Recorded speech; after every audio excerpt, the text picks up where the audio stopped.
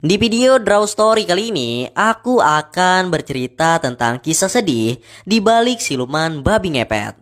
Tidak bisa dipungkiri negara kita Indonesia ini memang masih mempercayai hal-hal mistis yang bahkan tidak masuk di akal. Contohnya seperti adanya babi ngepet.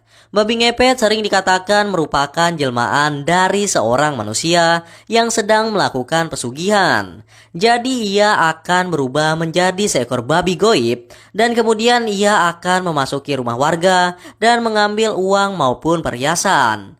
Dan kali ini sesuai judul aku akan menceritakan tentang kisah sedih dari pria yang ternyata melakukan pesugihan babi ngepet.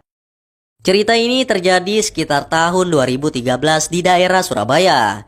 Jadi di sana ada seorang pemuda berusia 26 tahun yang bernama Budi. Setelah kedua orang tuanya meninggal, Budi hanya hidup seorang diri. Ia benar-benar tidak memiliki keluarga sama sekali karena semua keluarga dari orang tuanya rata-rata tinggal di luar pulau. Sehingga Budi harus menghidupi dirinya sendiri. Namun sekian lama ia mencari pekerjaan, ia tidak kunjung mendapatkannya. Hal tersebut membuatnya sangat tertekan. Ia hampir tidak memiliki uang lagi.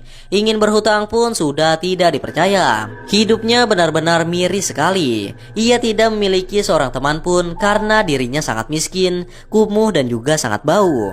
Selain itu wajahnya juga terbilang jelek, sehingga sulit baginya untuk memikat lawan jenis. Seumur hidup ia tidak pernah berkenalan dengan wanita manapun karena ia sadar bahwa dirinya tidak pantas. Jangankan untuk menikmati hidup, untuk makan sehari-hari saja masih begitu sulit baginya, sehingga membuatnya hanya bisa berhayal sambil memandangi wanita pujaannya.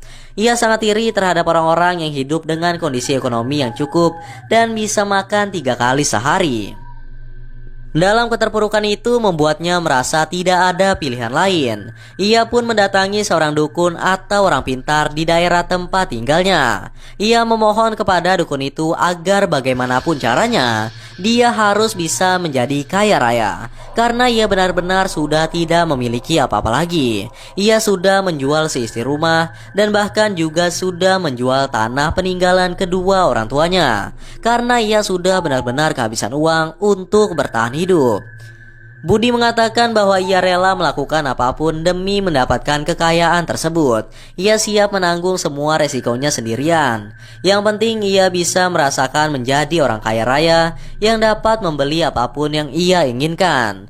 Mungkin dengan itu ia bisa hidup damai dan bisa menikmati hidupnya dengan berpoya-poya, terutama kepada para wanita yang tidak pernah ia rasakan sebelumnya. Mungkin dengan itu ia bisa hidup damai dan bisa menikmati hidupnya dengan berpoya-poya, terutama kepada para wanita yang tidak pernah ia rasakan sebelumnya. Sang dukun pun mengatakan bahwa ada satu cara agar ia bisa menjadi kaya raya dengan cara yang mudah dan juga cepat, yaitu dengan cara melakukan pesugihan babi ngepet. Tanpa pikir panjang, Budi pun menyetujuinya. Ia sanggup menanggung semua akibatnya. Ia juga menyanggupi semua ritual persyaratan yang mana nantinya Budi akan menjelma menjadi babi ngepet, sedangkan sang dukun akan menjaga lilinnya. Dan nantinya uang yang didapatkan harus dibagi 2, sehingga untuk itu Budi tidak perlu membayar apapun kepada Mbak Dukun. Ia hanya perlu membagi hasil saat mendapatkan uangnya nanti. Setelah melakukan beberapa ritual yang tidak perlu disebutkan, akhirnya Budi pun mendapatkan ilmu hitam yang mana dirinya bisa berubah bentuk menjadi babi ngepet yang bisa menembus pintu maupun tembok. Dan hal tersebut hanya bisa dilakukannya pada malam-malam tertentu saja. Saat malam yang ditentukan telah tiba, Budi pun akhirnya beraksi. Ia berubah menjadi babi ngepet dan sang dukun hanya menunggu sambil menjaga lilin hingga Budi kembali. Dalam ritual babi ngepet ini menjaga lilin juga sangat penting, karena katanya jika sampai lilinnya padam, maka babi ngepet akan berubah menjadi manusia kembali. Dan jika saat itu ia sedang berada di dalam ruangan, maka ia akan terperangkap. Singkat cerita, Budi pun berhasil menjalankan pesugihan ini. Ia mendapatkan banyak uang dan benar-benar menjadi kaya raya dalam waktu kurang dari 3 bulan.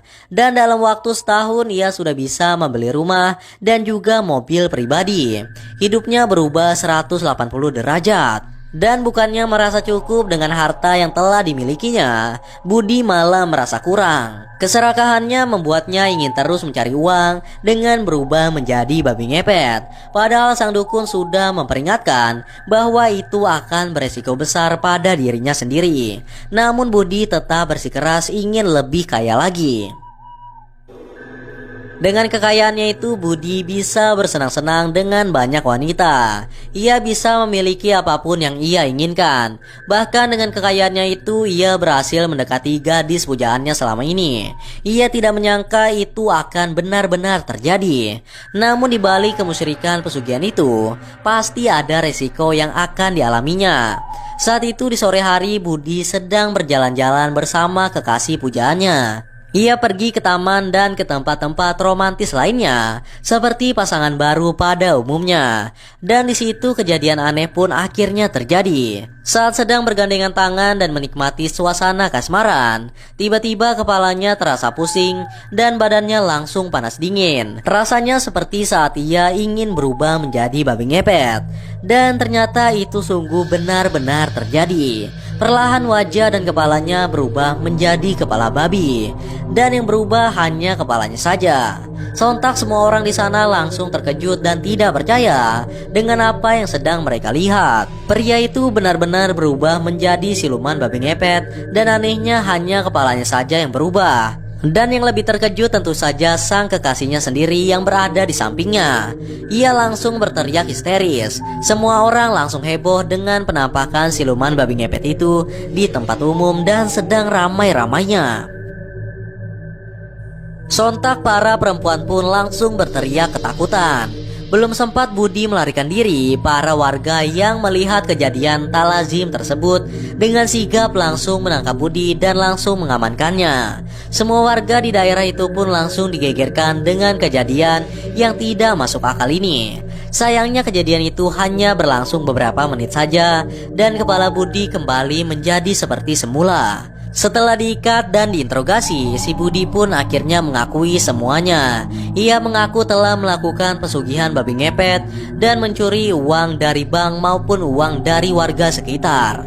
Pernyataannya itu benar-benar membuat warga geram dan ingin segera membakar makhluk itu hidup-hidup. Namun dengan bijak ketua daerah di sana langsung mengamankan Budi dari amukan warga. Untuk sementara ia harus dikurung di dalam penjara terdekat terlebih dahulu untuk diselidiki lebih lanjut tentang dukun yang membantunya melakukan pesugihan babi ngepet itu. Untuk kasus pesugihan babi ngepet ini memang sangat sulit untuk dibawa ke pengadilan karena tidak ada bukti untuk kasus mistis seperti ini. Setelah dikurung semalaman dan dijaga ketat oleh warga sekitar, tepat saat tengah malam terjadi hal yang mengejutkan. Tiba-tiba Budi menghilang secara misterius dan tidak pernah ditemukan lagi. Sejak saat itu Budi siluman babi ngepet pun tidak pernah kembali ke daerah tersebut. Namun ada beberapa warga sekitar yang mengaku pernah melihat manusia setengah babi atau manusia berkepala babi yang sedang melintas di dalam hutan. Diduga itu adalah akibat karena telah melakukan pesugihan kepada iblis, karena sesungguhnya itu merupakan hal musyrik yang sangat dilarang di agama manapun. Kasus ini memang tidak banyak orang yang mengetahuinya, dikarenakan warga di sana menutupinya agar beritanya tidak menyebar kemana-mana. Dan percaya atau tidak itu tergantung pada diri kalian masing-masing, karena ini hanyalah sebuah cerita yang bertujuan untuk hiburan semata dan belum tentu kebenarannya, karena tidak ada bukti apapun. Anyway guys, kurasa itu saja untuk video Draw Story kali ini. Semoga kalian suka dan juga terhibur. And yeah, thanks for watching guys. Until next time and stay cool. Bye bye.